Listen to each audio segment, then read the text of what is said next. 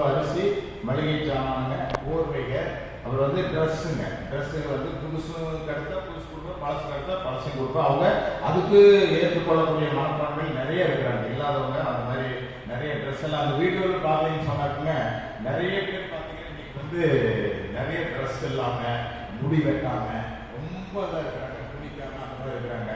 அவங்கள வந்து நான் போயிட்டு முடி வெட்டி விட்டு சாப்பாடு ரோட்லேயே சாப்பாடு செஞ்சு சாப்பிட வச்சு அப்புறம் இந்த துணிமணிகள் எல்லாம் கூட்டிட்டு வரோம். அப்போ வருஷத்துல ஒரு ஏரியா 3 தடவை போடுறாங்க. போயிட்டு இந்த ஒட்டஞ்சத்திரம், பால்கடை, பாச்சலூர், புறக்கணிப்பாறை, அப்புறம் கேசி வெட்டிங்க, அங்கே பார்த்தீங்கன்னா ரொம்ப மோசமாக இருக்கிறாங்க தானுங்க. அதாவது குழந்தைகள்லாம் துணிமணியே கிடையாதுங்க. பார்த்தீங்கன்னா ஒரு பனியன் மட்டும் கிழிஞ்சு பனியன் போட்டுருப்பாங்க, கீழே ட்ரெஸ் கிடையாது, நல்ல சாப்பாடு கிடையாதுங்க. அவங்களுக்கு வந்து சாப்பிட்றதுக்கு வந்து அரிசியும் வந்து ரொம்ப சிரமம் தானே. அவங்க வந்து எப்படின்னா அந்த ரொம்ப வேலைக்கு போனா கூலி ரொம்ப கம்மியாக கொடுக்குறாங்க, அதை வாங்கிட்டு அவங்க சாப்பிட்டு இருக்கிறாங்க. அதனால ஒரு மாசத்துக்கு இப்போ ஒரு வெளியே போய் அங்கே பண்ணிட்டு இருக்கிறோம். 2வது 3வது பார்த்தீங்கன்னாக்க இந்த ரோட்ல வந்து ஸ்பெஷல் பீப்புள்ஸ் இல்லைங்களா, மனநலம் பாதிச்சவங்க, அவங்க வந்து யாருக்கிட்டையும் போய் எதுவுமே கேட்க மாட்டாங்க. இன்னைக்கு கேட்டு சாப்பிட்றவங்க நிறைய இருக்கிறாங்க. ஆனால் கேட்டு அவங்க கேட்காம பசியோட அந்த முடியெல்லாம் வளர்த்திட்டு அந்த ட்ரெஸ் பார்த்தீங்கன்னா அந்த அழுக்க சுரண்டணும்னா 1 இன்ச் இருக்குங்க. அப்படியே அழுக்காது ஒரு சதை மாதிரி அந்த அழுக்க அதை சுரண்டி எடுத்துன்னா ரொம்ப இதாக இருக்குங்க. இப்போ அவங்களுக்கு நான் வந்து முடி வெட்டி விடுறேங்க, சேவிங் பண்ணி விடுறேன், துணி மாற்றி விடுறேன். எங்கிட்ட காசு இருந்தால் டிஃபன் வாங்கி கொடுத்துட்டு வருவேன், இல்லைன்னா அதோட விட்டுட்டு வந்துடுவாங்க. அவங்கக்கிட்ட பேசி ஒரு சில பேர் வந்து ரொம்ப அதாவது வல்கராக பேசுவாங்க, அதாவது அடிக்கிறது கூட வருவாங்க.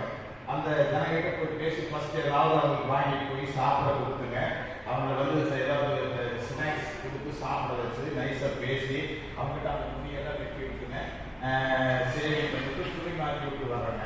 இன்னைக்கு வந்து நிறைய இருந்தாங்க, நம்ம அடிக்கடி அவங்க பார்க்க முடியவில்லை. இன்னைக்கு இங்கே இருப்பாங்க, நாளைக்கு பார்த்து வேற எங்கேயும் போயிடுவாங்க.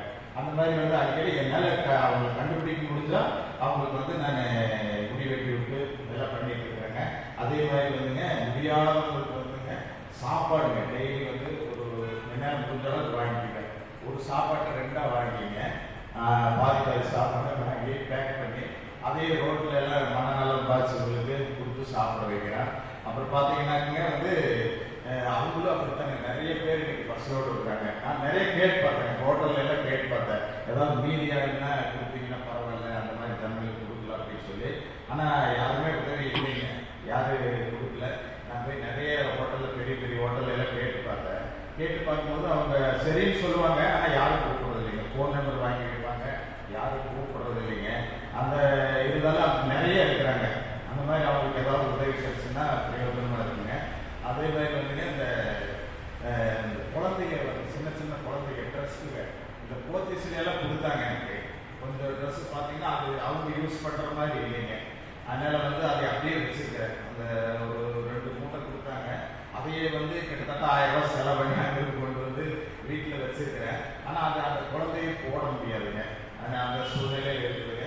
அதனால வந்து அந்த மாதிரி ஏதாவது ட்ரெஸ்ஸு கிடைச்சுன்னா அந்த குழந்தைங்களுக்கு கொடுத்து உதவி செய்யலாங்க. மெயினாக வந்து துணிமணி தாங்க அந்த குழந்தைங்களுக்கு ஸ்பெஷலாக துணிமணி கொடுத்தோன்னு சொன்னாங்க ஒரு பிரயோஜனமாக இருக்குங்க.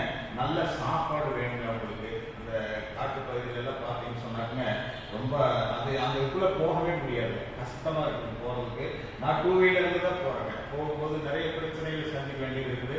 சில டைமில் அலோவ் பண்ணுவாங்க ஃபாரஸ்ட்காரங்க செக் போஸ்ட்டில், சில டைமில் அலோவ் பண்ண மாட்டாங்க. அதுக்காக நான் ஒரு பந்தரமாக ஒரு வேலை செஞ்சுருக்கிறேங்க. ஏன்னா என்னுடைய வண்டியில் வந்து 2 வீலரில் இந்தியா போஸ்ட் அப்படின்னு ஸ்டிக்கர் ஒட்டி வச்சிருக்கிறாங்க. அப்போ போகும்போது சில தப்பாக இருக்கிற ஏரியாவுக்கு யூனிஃபார்ம் இருக்குங்க என்கிட்ட, அதையும் போட்டுக்குவேன். வந்தால் ஏதோ போஸ்டர்ஸ் எனக்கு போகிறாங்க அப்படின்னு சொல்லிட்டு அலோவ் பண்ணிடுவாங்க. அப்போ அந்த மாதிரி போய் அவங்களுக்கு உதவி செஞ்சுட்டு இருக்கிறேன். சிரமம் தானுங்க.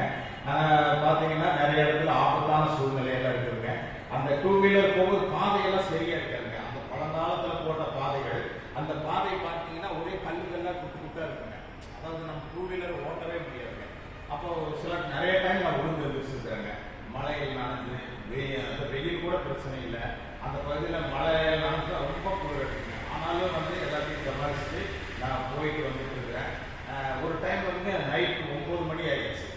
அந்த 9 மணிக்கு பார்த்தீங்கன்னு சொன்னாக்க நான் எப்படி போகிறது அப்படின்னு சொல்லிட்டு யோசிச்சு பயந்தாங்க. ஏன்னா நம்ம அங்கேயே இருந்தேன்னா அந்த